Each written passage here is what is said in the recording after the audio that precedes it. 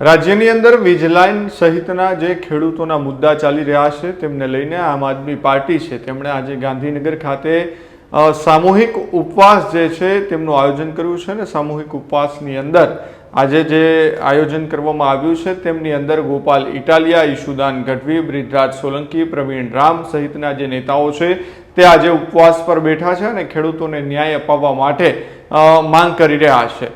આજે જે ખેડૂતોનો મુદ્દો ચાલી રહ્યો છે, જે વીજ લાઇનનો એક કોંઢની અંદર હોય, જેતપરની અંદર હોય કે પછી જસદણની અંદર હોય, કચ્છની અંદર હોય, આ તમામ મુદ્દાઓ ચાલી રહ્યા છે।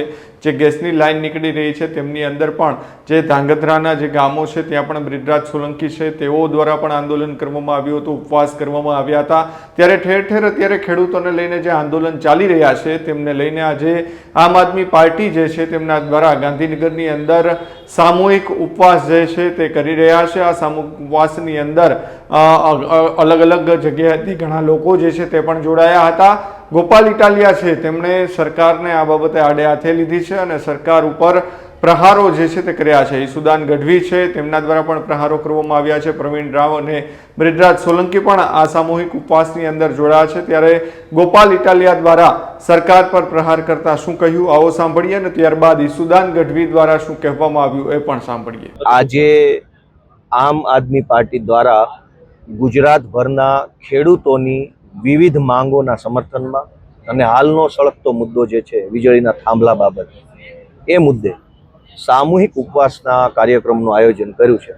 અમારા પ્રદેશના સૌ આગેવાનશ્રીઓ, અમારા સૌ કાર્યકર્તાઓ અને ખેડૂત પ્રતિનિધિઓ બધાએ ભેગા મળી અને ખૂબ વિશાળ સંખ્યામાં આજે આ ગાંધીનગરની સત્યાગ્રહ છાવણી ખાતે ઉપસ્થિત થયા છે।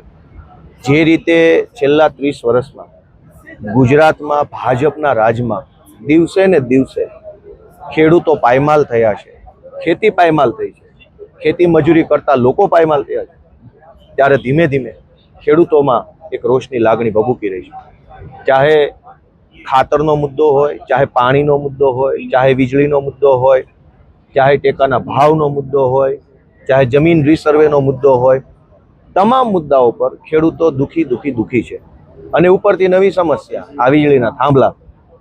છેલ્લા 4-5 વર્ષથી પોલીસ ભાડે આપીને પ્રાઇવેટ કંપનીની વીજળીની લાઈનો ખેડૂતોના ખેતરમાં દાદાગીરી કરીને નાખવામાં આવે છે।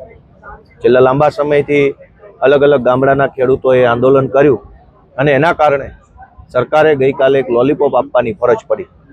આમ તો આ સરકાર ભાજપની કંપની પ્રેરિત સરકાર છે, ખેડૂતોની કે આમ જનતાની સરકાર નથી, પણ ખેડૂતોનું દબાણ બન્યું તો ખેડૂતોને છેતરવા માટે, લલચાવવા માટે, ભ્રમિત કરવા માટે મોટી મોટી જાહેરાતો થઈ છે।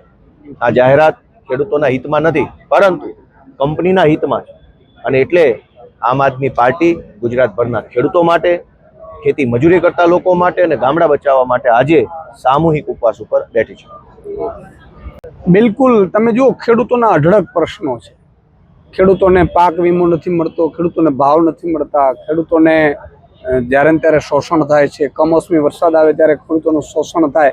આ બધા મુદ્દા તો ખેડૂતો ભાજપ પાસેથી આશા મૂકી જ દીધી હતી, પરંતુ જ્યારે કંપનીઓ સાથે મળીને ભાજપે 1 લાખથી વધુ મોટા ટાવરો જ્યારે ખેડૂતોના ખેતરોમાં એ પણ યોગ્ય વળતરના અભાવે ત્યારે નાખવાની કામગીરી શરૂ કરી ત્યારે ખેડૂતોને લાગ્યું કે હવે હદ થાય છે અને પછી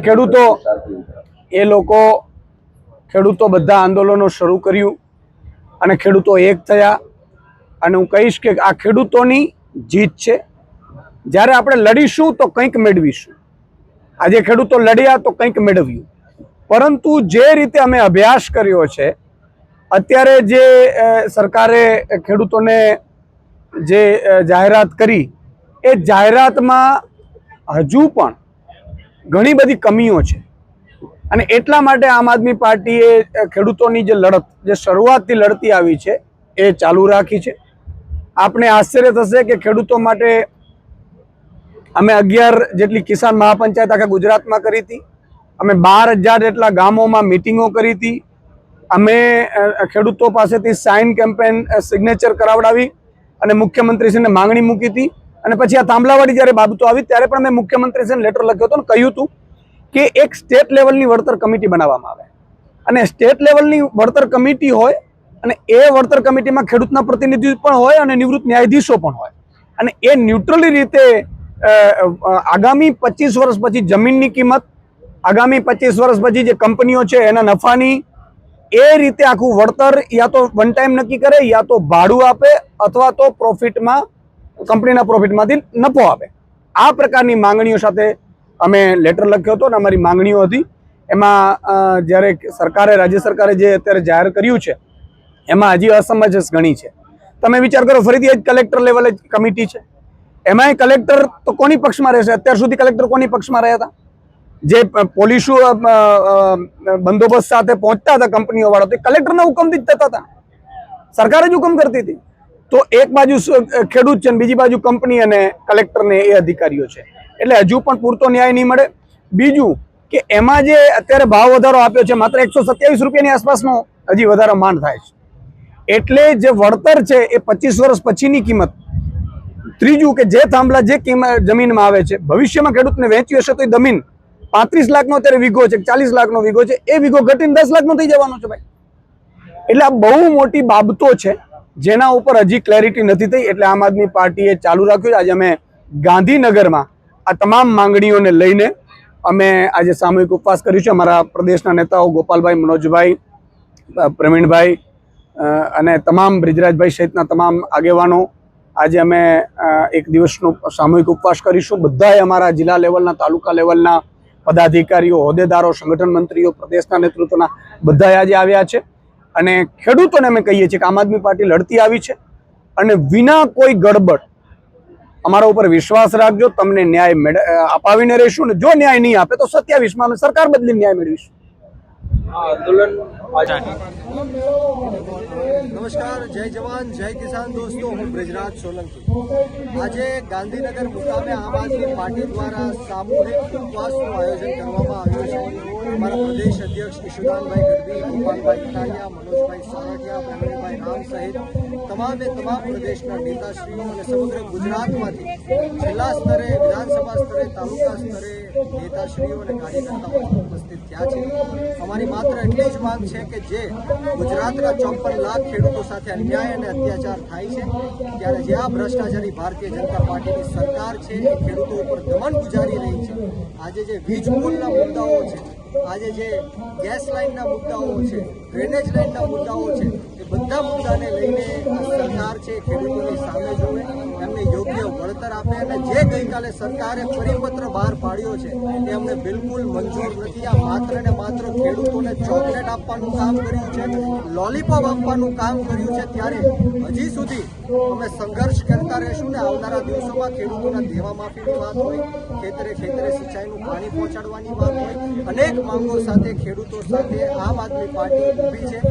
કડદા કાંડથી લઈને સુરેન્દ્રનગરનું કોડ કાંડ હોય, જેતપુરનું જે મોરબીનું જેતપુર હોય, કચ્છ હોય, જસદણ વિછા હોય, ધોળકા હોય, આ તમામ જગ્યાએ અત્યારે આમ આદમી પાર્ટીના નેતાઓ અને કાર્યકર્તાઓ સંઘર્ષ કરી રહ્યા છે. અને આ જ રીતના આવનારા દિવસોમાં ખેડૂતોના હક, અધિકાર અને ન્યાય માટે સરકાર સુધી અવાજ પહોંચાડવા માટે સંઘર્ષ કરતા રહેશે. જય જવાન જય કિસાન.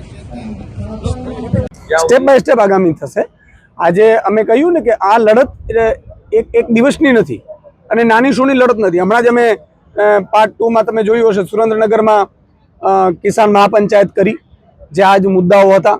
સુરેન્દ્રનગર અને મોરબી પ્રભાવિત છે એટલે એમના ખેડૂતોની વચ્ચે કિસાન મહાપંચાયત કરી. અને આજે ગાંધીનગરમાં એટલા માટે કે આંધળી, બહેરી અને મૂંગી સરકાર જુએ, સમજે અને ખેડૂતોનો વિચારે.